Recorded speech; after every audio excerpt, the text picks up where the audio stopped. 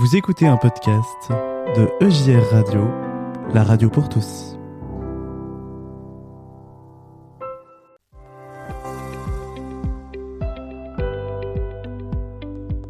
Prenons un temps de réflexion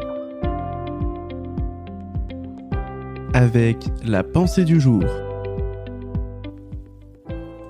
Et aujourd'hui, notre thématique est prendre soin de la terre.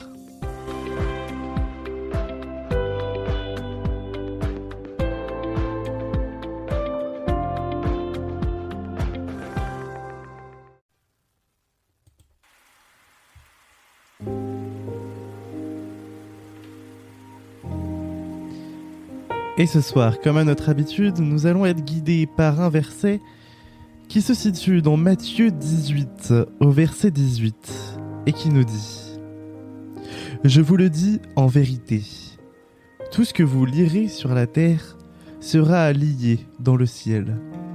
Tout ce que vous déliriez sur la terre sera délié dans le ciel. » Ce verset nous éclaire sur notre terre et sur les conséquences que la Terre subit jour après jour à cause de notre activité humaine.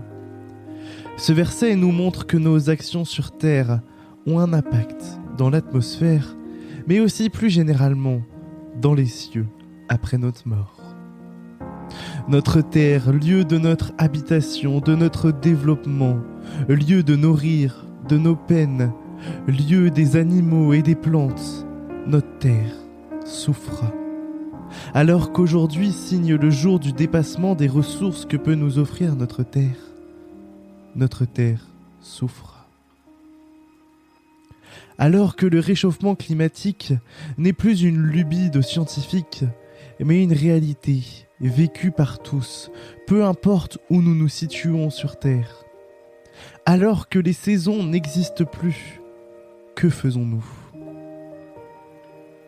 Nous nous alarmons, nous cherchons des coupables, tout désigner ces anciennes générations.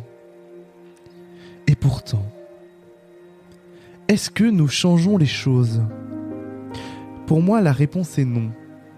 Alors, vous me direz, changer les choses juste à notre petite échelle, ça ne changera rien. Et puis, c'est compliqué, il faut que tout change. C'est vrai. Changer ses habitudes, ce n'est pas simple, ce n'est pas confortable. Mais nous avons la responsabilité de la Terre et des êtres qui y vivent. Nous ne pouvons plus nous penser supérieurs, car il faut arrêter de se voiler la face. Nous en sommes les destructeurs principaux. Le changement doit se faire maintenant, sinon cela sera trop tard. Alors que faire dans nos vies et en Église ? Eh bien, tout d'abord, il faut changer nos habitudes de consommation ou de déplacement. Bref, changer son mode de vie, mais en s'adaptant à son environnement. Oui, quelqu'un qui habite à la campagne ne peut pas vivre comme quelqu'un en pleine ville. Il faut aussi encourager la plantation d'arbres, en allant voir nos élus par exemple, ou encore trier nos déchets. Dans nos églises également, nous pouvons faire attention en limitant nos consommations électriques ou de chauffage.